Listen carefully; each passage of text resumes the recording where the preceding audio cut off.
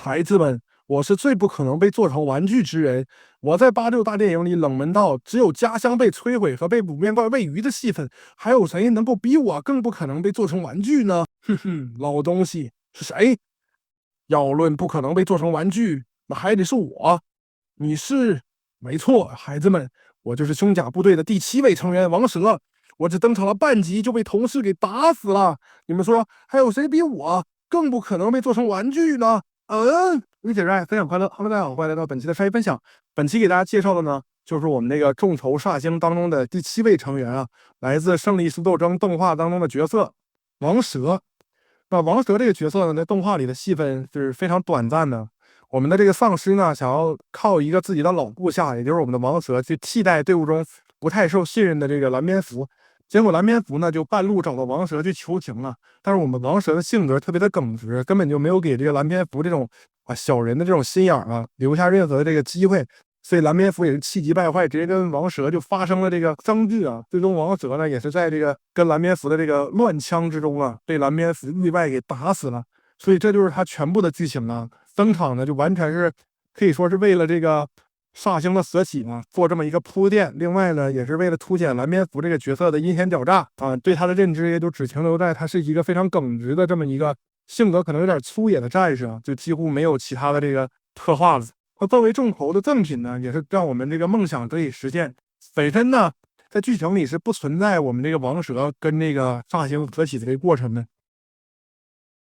照我们这个丧尸的说法来说王蛇呢是一个更靠谱的手下，那可能本来合体的这个煞星们就要更强，但最终呢，我们只看到了蓝蝙蝠合体的版本。那这次众筹呢也是补齐了这个遗憾作为赠品呢发售了这款王蛇。那但是既然是叫这个赠品确实也是有些地方呢做的有所不足。就像刚才你们可能看到了，这个人物的这个设备呢真的是相当的夸张。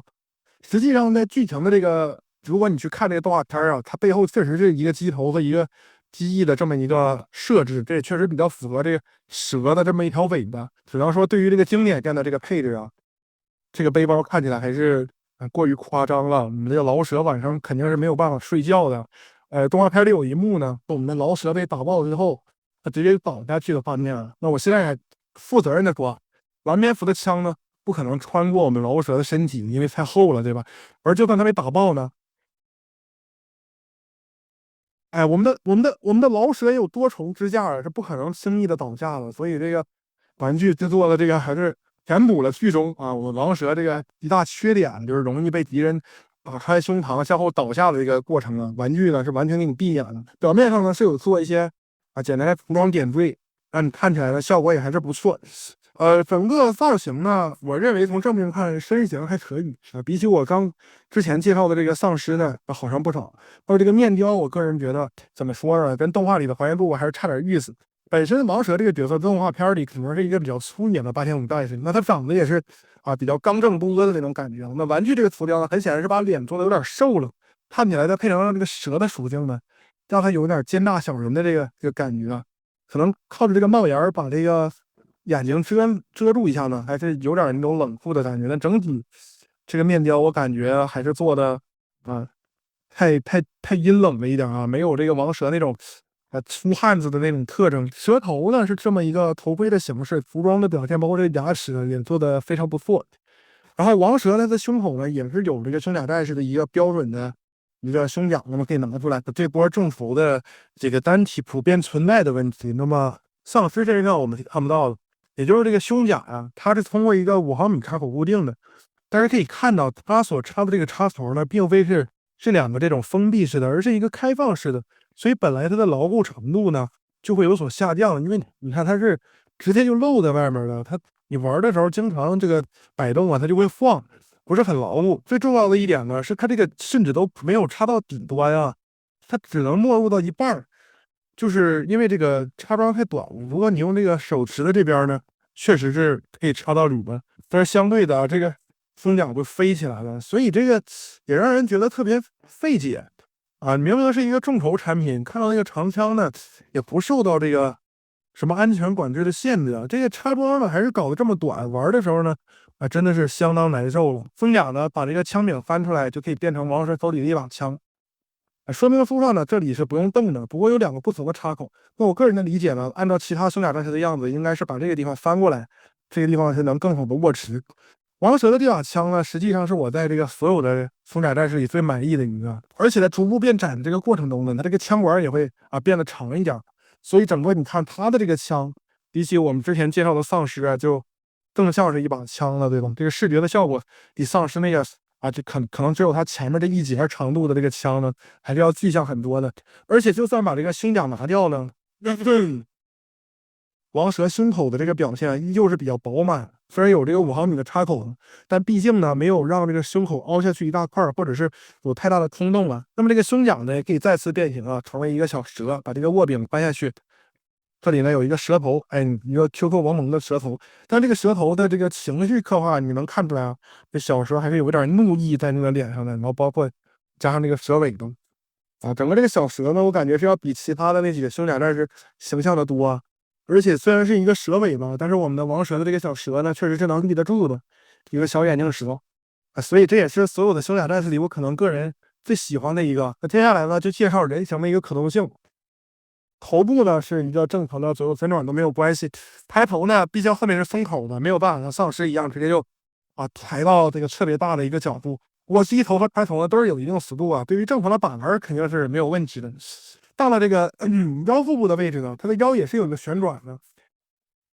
不过转的从胸这个地方开始转所以蹦起来了还是有一些奇怪的姿势，可能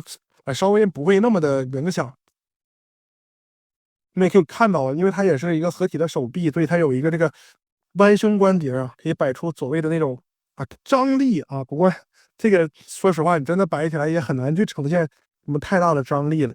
胳膊呢，平台受到这个造型镜的影响，也是跟丧尸一样，就不到90度。这个我觉得还是很正常的，包括这个曲肘旋转手腕呢，因为是球形关节，所以也没有什么影响。但是这个王蛇的这个胳膊呢，是有一个很严重的设计上的问题，就是它的腋下本身有一个为了变形所预留的卡扣，跟它的这个胳膊底下做结合。那么你正常的前抬呢，是没有问题的。这平台也是没有问题的，就像之前我们丧尸的腿一样，前踢是没问题的，但是前踢和侧踢结合起来就有问题了。那王蛇呢，不愧是丧尸的老部下丧尸腿出了问题，它是胳膊出问题。虽然单独去平转或者是都没有问题，但如果你抬起来的时候平转，你就会发现这个卡扣实际上跟后面的造型完全是打架的，它是完全没有办法去正常运动的。即使你没有全抬起来，你动的时候呢，这个卡扣也是会磨到这个后面的，然后你会发现我的这个王蛇的这个地方呢，在运动到这个位置的时候，明显发生了非常剧烈的这个料子之间的刮碰这个地方呢是直接就出现了被顶坏的塑料的白痕，而你也会直接磨掉合体的这个卡扣。这不是我个人暴力把玩的原因就是它的这个卡扣呢，虽然前抬可以，平抬也可以，但是你既前抬又平抬呢，这个位置预留的空间就会跟它发生冲撞，要么呢就是磨坏你这个卡扣，像我的这个卡扣呢，应该已经是磨得像狗啃的了。然后这边的塑料呢，也会得到一个白痕，这个位置也会受到一个冲撞。这个作为众筹说实话非常不应该，简直就是这个设计师太敷衍都没动脑给人的感觉，竟然是互相之间打架能打成这样。很多玩家，如果你经常把玩王蛇，说不定你也会发现这个问题你可以自己拿起手里的这个试一试，你就明白了。然后下盘呢倒是比较正常的，前踢包括侧踢这次没有什么干涉，腿部的屈膝，然后膝盖的这个平转也不影响，脚部呢依然是只有一个尾接力不过也受用，因为它这边呢还是有很大的一个面积。所以说王蛇人形整体的一个表现呢，说实话造型我个人并不否认它背后的一个累赘呢，毕竟它原著有这样的特征。但是可动性的方面确实是让人有点难绷，尤其是这个胳膊摆姿势的时候容易会进行一个摩擦和白痕，就跟丧尸一样感觉呢不像是现代能设计出来的玩具，更像是这个一些诡异的老玩具才有的这种左右脑复活的设计实在是太不用心了，让人非常不能理解。这种小错误明明是非常好避免的，包括丧尸的这个腿。那说到配件方面呢，我们的王蛇也是比较令人唏嘘的，虽然说也是作为众筹的一部分但是这个并没有附属它本身的一个飞行支架或者是一根长枪。那我介绍之前队长丧尸的时候也说了，团队里呢一共是给了6套长枪的组件，但是很显然，作为第7人的王蛇呢，要么就是拿别人的枪，要么自己呢就只能空手啊。总之，这7个人呢，总要有1个人是没有枪的。王蛇和蓝蝙蝠呢，只能存在1个，包括这个支架也是，只有3个支架。那雾鹰、蓝蝙蝠和这个丧尸呢，是3个飞行单位，王蛇自然也就没有了使用支架的权利。不过你依然可以控制一个支架给他来用啊，比如说你可以把蓝蝙蝠拿走给他用。不过在飞机形态下搭载支架呢，它还有别的问题。这个等会儿我们变形之后呢，再给大家细细的去看。直接来看这个变形过程。首先还是把这个胸甲呢给挪到一边去。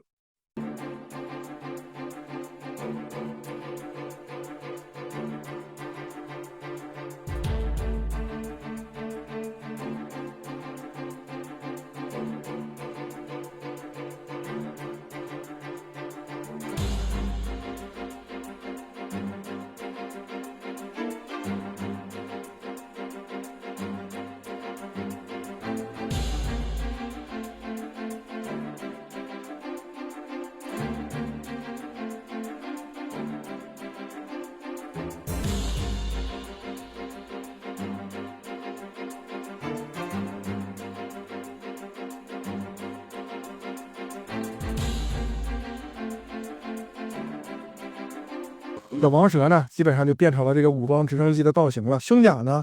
不能再插回原本的这个插头了，这也是为什么变形一定要拿下来，需要插在飞机头底下的这个插头，因为王蛇的这个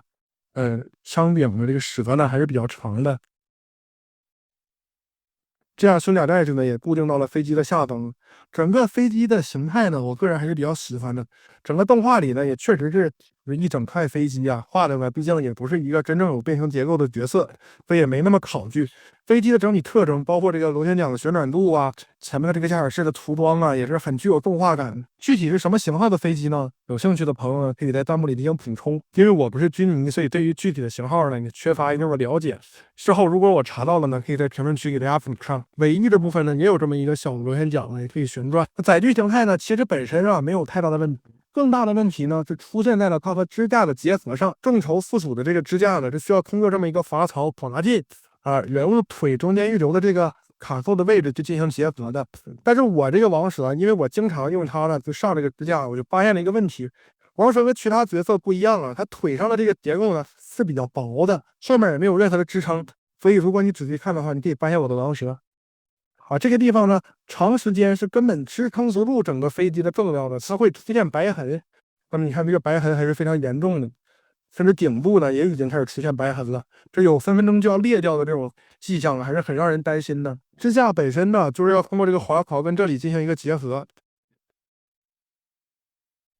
你可以发现结合之后呢，这个卡槽那里很薄的2片塑料就要承担起整个飞机整个的重量所以我认为这里白痕呢也是很正常的，而且可能也是有一定的这个公差问题让你在直接塞进去的时候呢就容易白痕。如果手上有这款王蛇的朋友你们可以检查一下你们的王蛇塞过这个支架会不会出现这个问题。如果出现了呢，那我建议你，如果建议的话，就不要再用王蛇去插这个支架了，可能真的有一天这个地方就断掉了。总的来说，这款王蛇呢，我个人觉得虽然能把这个角色实体化出来呢，真的是很不错因为之前呢，它一直是一个只停留在动画里的角色，那第三方毕竟不是官方，对吧？做出来呢，也不像这次这么有意义。所以我觉得还是在用心程度上呢略低了一些。其实，在人形和变形上敷衍了，我个人觉得都没有关系，毕竟还要兼顾合体之后的这种手臂的一个表现，也算是 F 线的玩法了。但是整体这个支架这个白痕的问题和它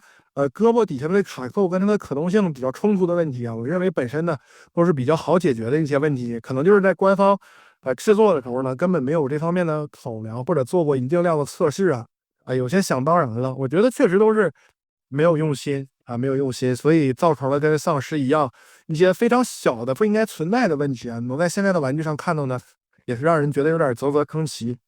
那么这就是本期给大家带来的我们这个众筹煞星的第7位成员，我们的王蛇。那喜欢我的内容就请点赞、收藏、加关注，你的支持是我更新最大的动力。也可以加入我们的聊天群，与我们一起聊玩具、理解、爱、分享快乐。我是鲨鱼，我们下期不见不散，拜拜。